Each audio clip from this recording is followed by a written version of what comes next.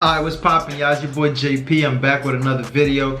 Now in today's video we're gonna be reacting to the Mexican Mafia snitch Rene and Enriquez. Now if y'all don't know anything about the Mexican Mafia, they based out of the West Coast, very feared, well respected. They put in a lot of work, especially in the California Department of Corrections. If I'm not mistaken, they actually oversee like all the Spanish street gangs out there in LA. And I'm pretty sure like in Texas and states like that too. But yeah, as far as like Rene Enriquez, he was like one of the top dogs, put in a lot of work. People respected him for a long time. I think he spent like 20 years being one of the head honchos for the gang, but eventually he ended up folding and spilling all the beans. So yeah, and that's something like really rare. We don't really come across like Mexican Mafia snitches exposing like stuff that went down with them. So we're gonna get straight into the video. If it's your first time tuning into the channel, make sure you like, comment, and subscribe to the kid. Let me know your thoughts in the comment. And yeah, we're gonna do it up right now. One.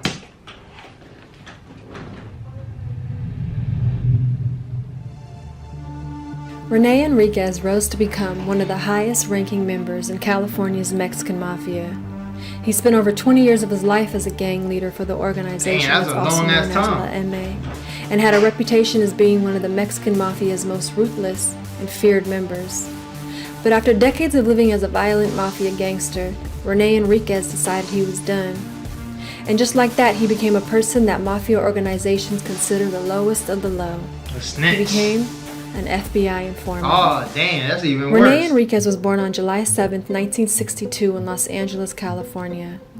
He was raised in Cerritos, a city 20 miles outside of LA, and grew up in a middle-class neighborhood.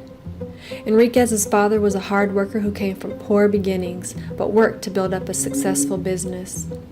After marrying Enriquez's mother, the two... Damn, that's crazy. If your father got a successful business and then you just took like the negative route, for the most part, you know, people that come up with parents that got something going on, they kind of like take that lead and run with it. It's wild. Have 5 children together. As a kid, Enriquez showed signs of promise, and his parents hoped he would one day enter into the family business. But as Enriquez got older, it became increasingly clear that he would be headed down a much different path. At the age of 11, Enriquez started stealing and hanging out with his older brother in the nearby city of Artesia. Damn, once you got a brother that's in, at the age of 12, following in his older brother's footsteps, because most people want to be like their big bro, the Artesia 13, and picked up the nickname Boxer. At the age of 14, Enriquez started doing drugs, even becoming a drug dealer at his high school to support his habit. And by the age of 16, Rene Enriquez was a full-fledged drug addict and gang member, dropping out of high school in the 9th grade. That's when all throughout his teen years, Enriquez was involved in crimes and gang-related activities. Fights and shootouts were the norm in his neighborhood, and to support his drug habit, he would steal and rob local grocery stores.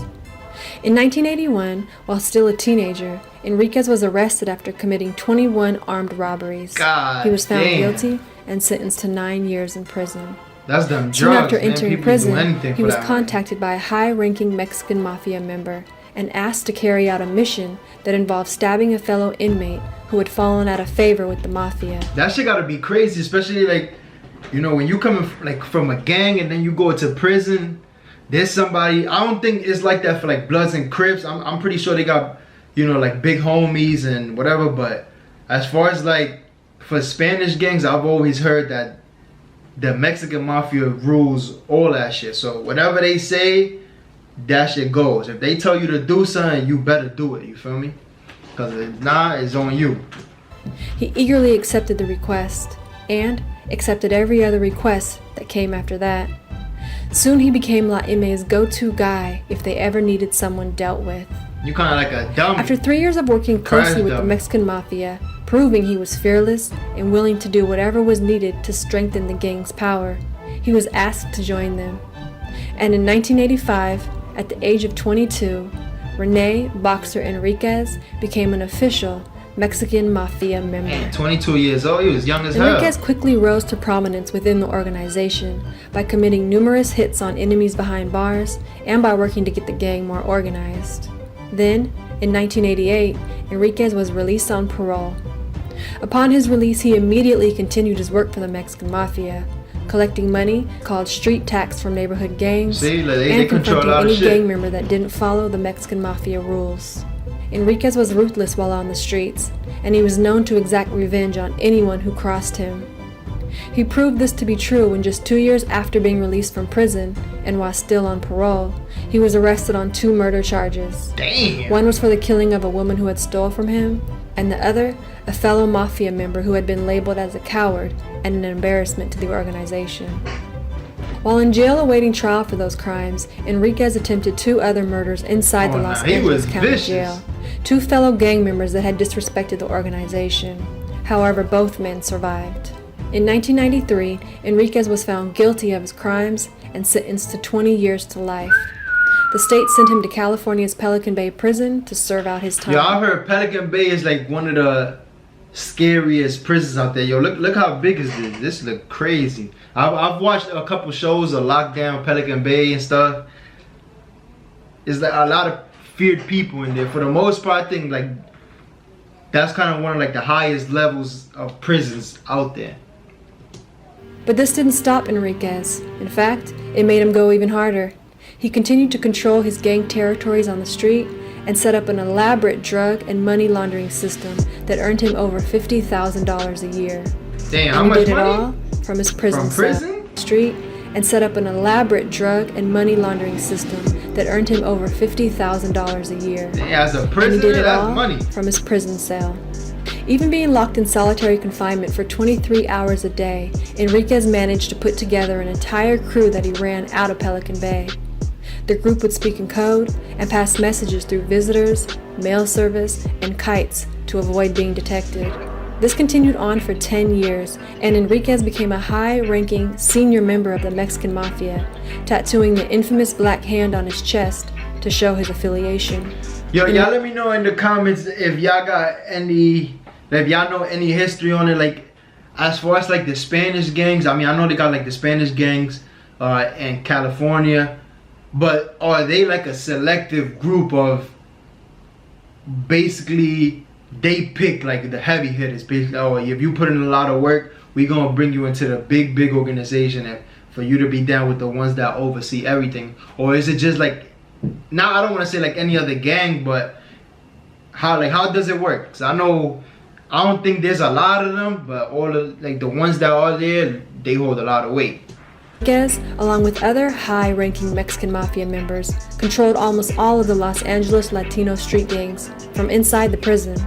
Enriquez himself confirmed he was also responsible for convincing street gangs to end all drive-by shootings in the early 90s, a move that resulted in the Mexican Mafia gaining a stronger control. But as the years dragged on, Enriquez grew weary of the gangster lifestyle. His teenage drug addiction had continued on into adulthood, as even behind bars it was easy for him to get the drugs he wanted. He had spent more than half of his life in prison. He had watched countless associates be killed by enemies, or worse, by their own Mexican Mafia brothers. Jeez. And he recognized that the Mafia rules were changing, as now families and children were being put in danger due to the organization's violence. See, like everything probably changed from the time when he first started. The rules started changing. They didn't really care. I'm pretty sure in the era that he came in, it was more like women and kids are hands off. You feel me? Like no matter what, you don't do nothing. You give people passes when they with their kids or with their girl, with their mom. But probably as he got older, he started seeing the change where they didn't really care about none of that.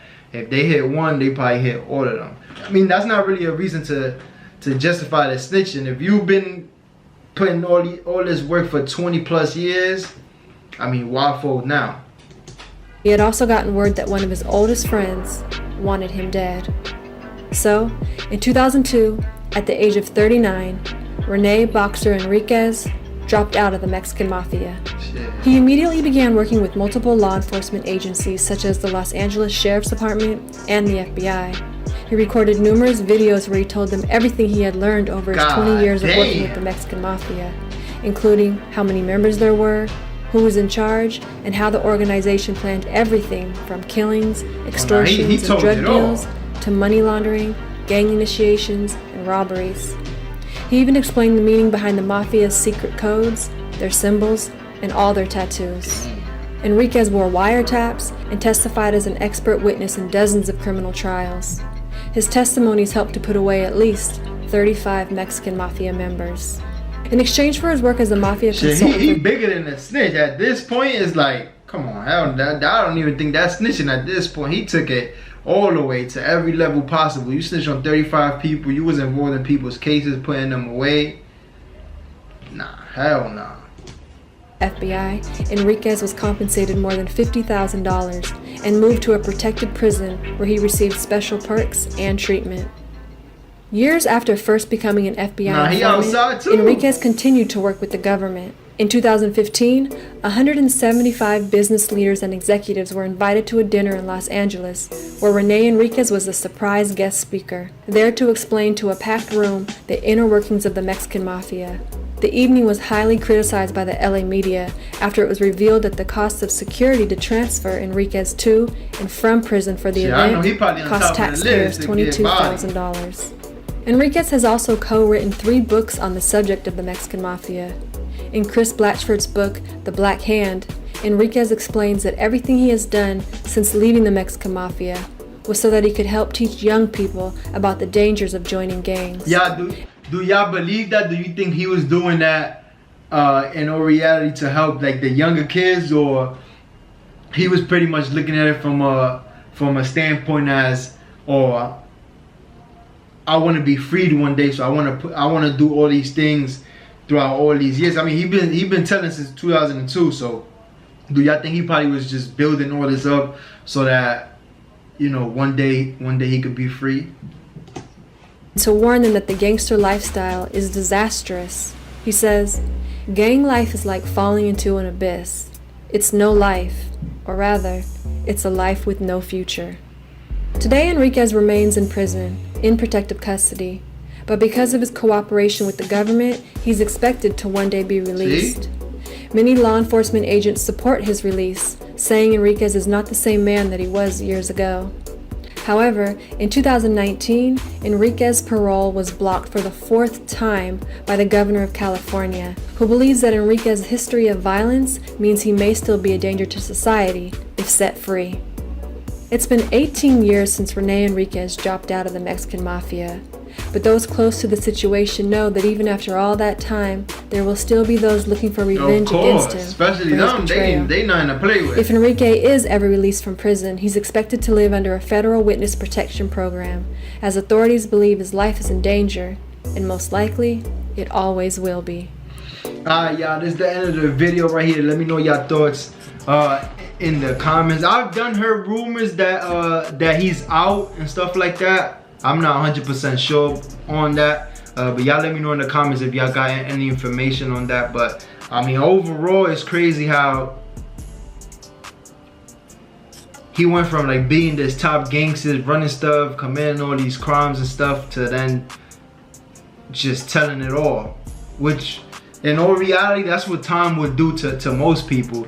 But like, people think when you join gangs and stuff like that you're gonna hold them down forever, but eventually these people get tired of doing time. I don't really think, you know, he was doing all of this stuff, you know, to help anybody. He was just looking to come home one day. But y'all let me know in the comments your thoughts. Again, make sure you like, comment, subscribe. To the next one, I'm out of here.